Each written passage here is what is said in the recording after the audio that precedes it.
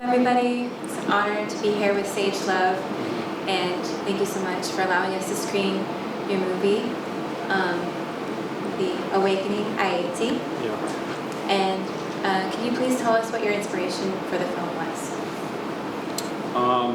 My inspiration for the film was to document the beauty of Haiti. My early recollection of Haiti was back in 2006 when I went to see my family, and in the process of making the film, going back to Haiti in 2017, you have to remember that before, when I went back to Haiti when I was in 2006, I was 12. So that was pre-earthquake. So Haiti looked completely different. So when I went back to Haiti in 2017, I went with the intentions of documenting the beauty of Haiti, but then when I got there, Port-au-Prince specifically, I saw all the sorrow and the hardship that the earthquake still left 7 years later. And I started asking myself some questions, what really happened, because I thought all this money was raised, and I started to question just what happened to all of that. So after doing some digging and talking with the natives of the land, they started to tell me what really happened, and then the story kind of just started to unfold within itself. Like I went with the intention of telling one story, and then when I got there, it started telling itself. The island started directing me to what it wanted me to tell, pretty much, And then when I went back to my homeland of Masha,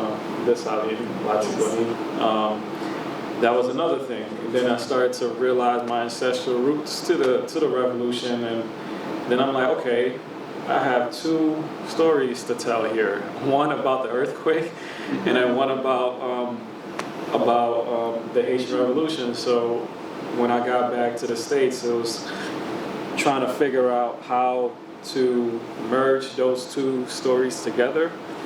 And I'm an artist, so I creatively started my creativity started started digging deep into my creative bag, and I realized, okay, one way to do it is through dance, spiritual dance.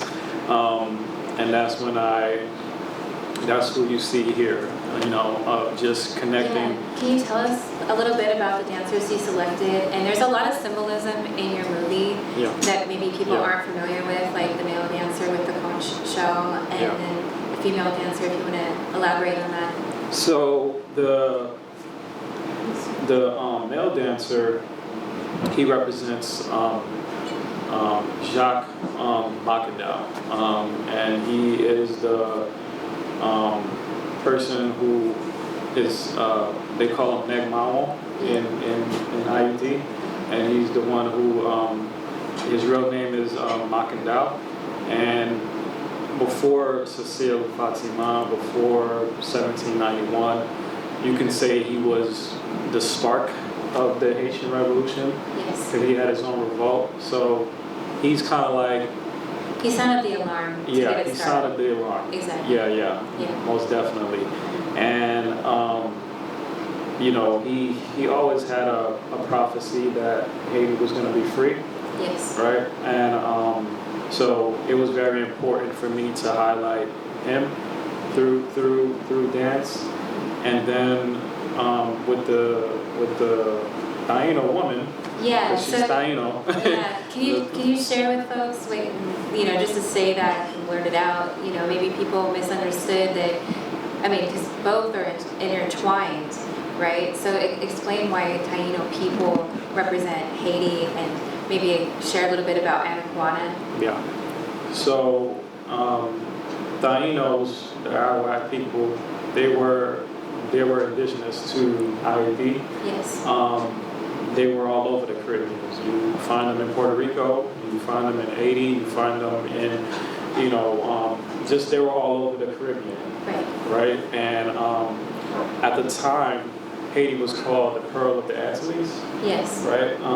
And basically what that mean was Alacawana was she lived in Ayiti, Yes. and it was a whole empire of Taino indigenous culture and just structure that was there way before the Africans came to the land.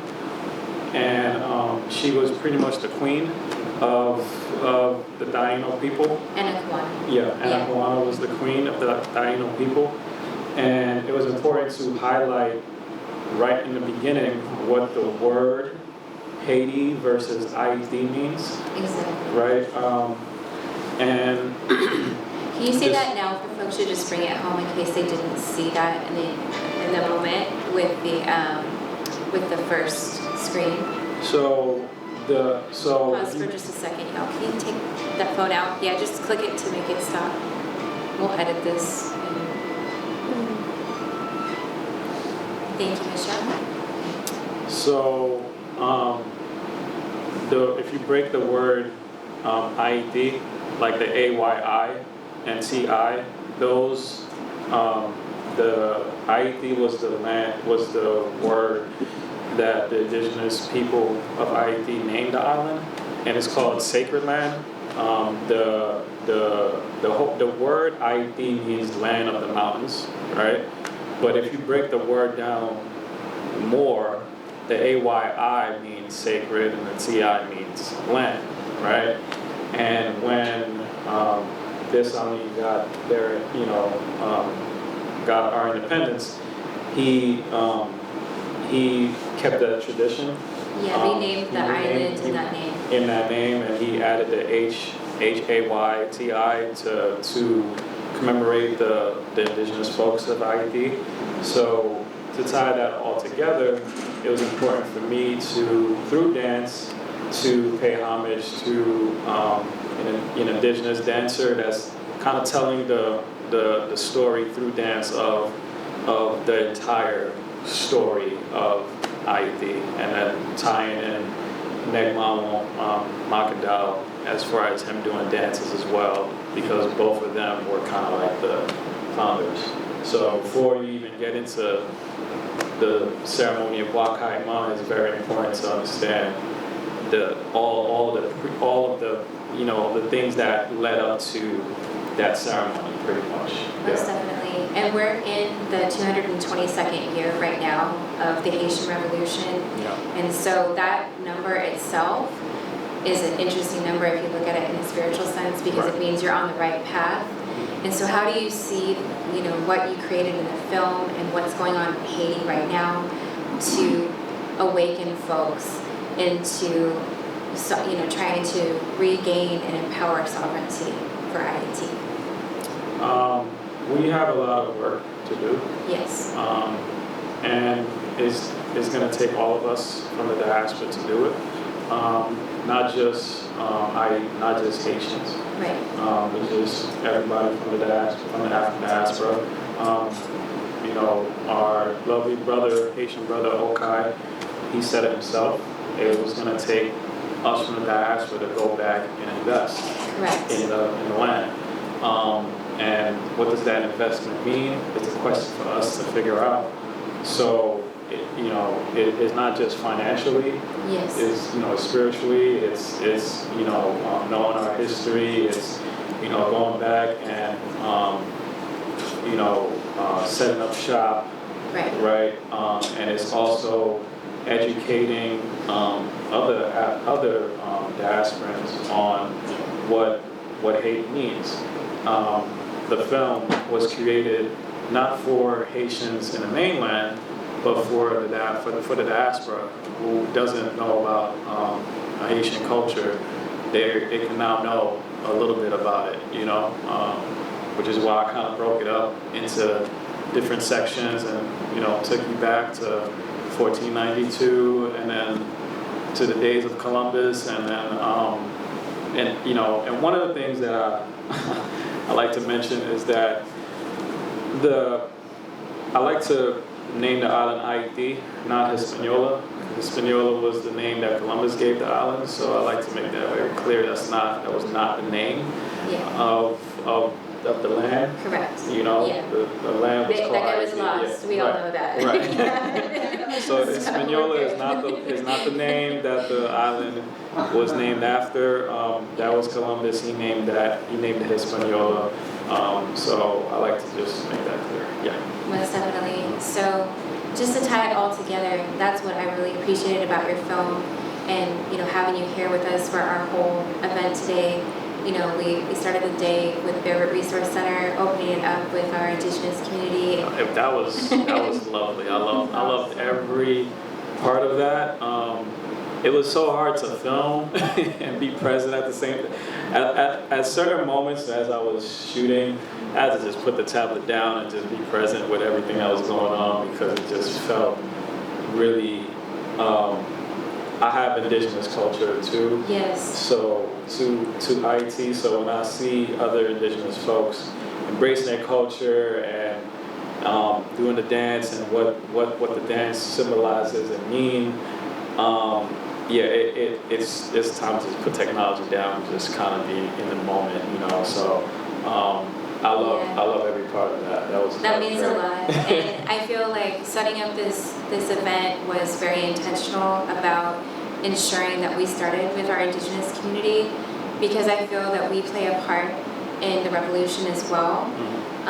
In each of our sovereign nations communities throughout the world, and then having a collaboration with Jeaima for Sound of Haiti, Dare to Dream, for Sound of Ayiti. It's really clear to know that there's going to be a partnership, and we're going to have to come together. We're going to have to put some things aside, unpack some things to get there. But your film was really inspiring hope that that's possible. Yeah, like in the film, that was my main thing in terms of how I ended the film, where the sign where it says "Nuse Ayiti," so it means we are Haiti. You know what I mean? So it was important for me to symbolize that, because it's going to take all of us to get Haiti where it needs to be. Most definitely. Yeah. And I guess just to kind of share a little bit with folks, a little backstory about the adventure that we've had in a short time. I picked up Sage from the airport yesterday in Oakland, and I'm from the Bay Area. I grew up in Crockett, a small little town in the East Bay.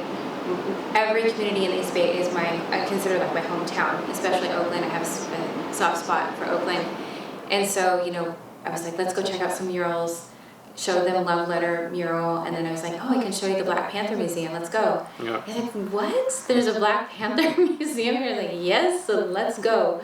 So we go to the new one that's closed. Not the Ryan Coogler movie I'm talking about. The Black Panther.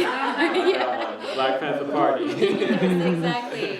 Yes. Power for the people, y'all. So we know who that is.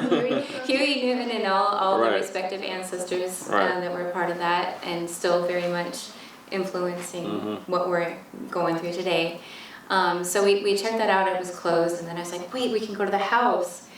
So we go to the house, and I would like to just start with the entrance. Maybe you can share a little bit about the entrance, what you saw initially. So. And then it's a Saturday, so maybe you should tie that in. So before we even walk in the house, we're walking up the steps, right? And then the curator of the museum, what was her name?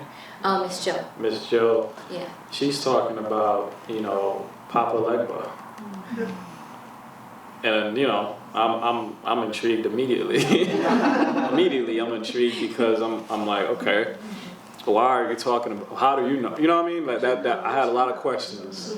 And she starts telling this story about just this man who gave her a key, and Papa Legba told her to give her the key, and then I think she was locked out of her house or something, locked out of the museum. Right, yeah. And then the key belonged to, ancestors told her to, use the key to open the door, and then. Yeah, because it was under the mat, but she didn't know. She had a different key. Right, it wasn't even under the mat. It was gone. That's right. So this random guy just came and, and gave her the key and stuff like that.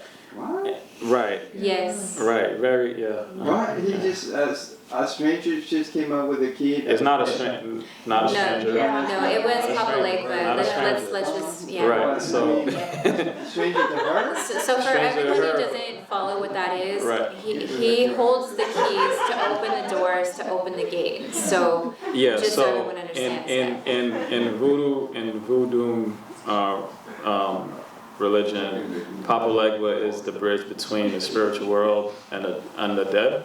You know, so he is the bridge between. Is he the one that smokes the cigar? Right, with the long hat, and you know, if you Google him, you'll see what I'm He's talking the one. He's the crossroads. You pray to him to message you. Yes, Right. correct. So basically, he gave her the key, and she opened the door, and you know, and then when I looked at the door, it had the black and red Haitian flag, right above the door, just like that, like in the film. If you paid attention in the film and how the historian was talking about the importance of the black and red flag being the native flag when we got our independence and why that's important, that's what I'm seeing with the Papa Legba, with everything that's happening.